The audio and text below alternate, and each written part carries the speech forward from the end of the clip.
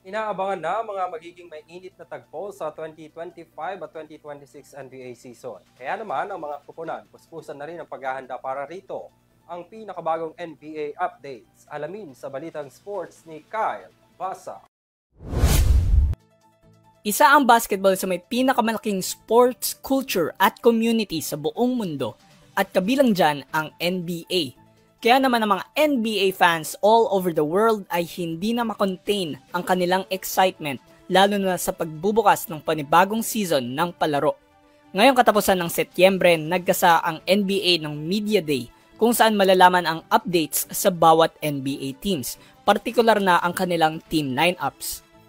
Isa sa mga pinaka-inaabangan ay ang update kay LeBron James sapagkat madaming nakaantabay kung ano nga ba ang kanyang plano sa mga susunod na taon, kung muli pa ba itong sasabak sa court o magre-retiro na.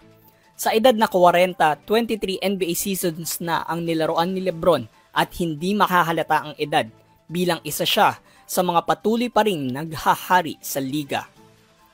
Sa kabila ng pagiging dominante sa court, hindi may tatangging nagpapakita na ito ng mga hints na papalapit na ang kanyang retirement.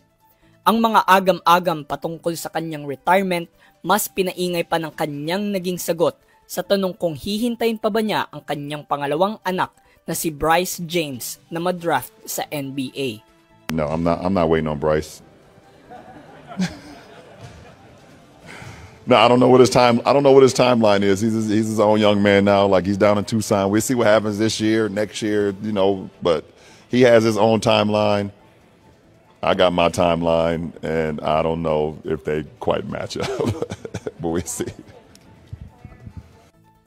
Habang hindi pa kumpirmado ang kanyang final season, susubukan muna niyang makamit ang 5th championship ring kasama si Luka Doncic.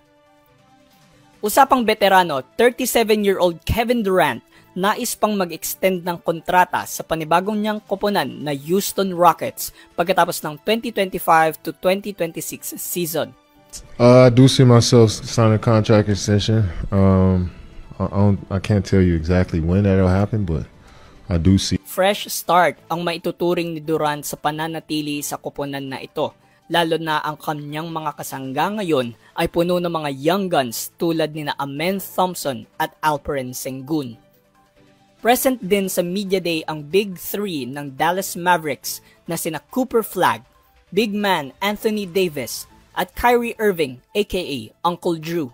Ito ang unang beses na muling namataang magkakasama ang tatlo mula nang magkaroon si Irving ng ACL injury last season at nag-focus muna sa kanyang rehabilitation.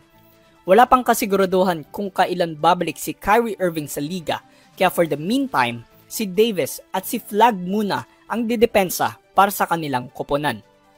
Para sa EuroTV News, ako si Kyle Basa, sumasaludo sa bawat Pilipino.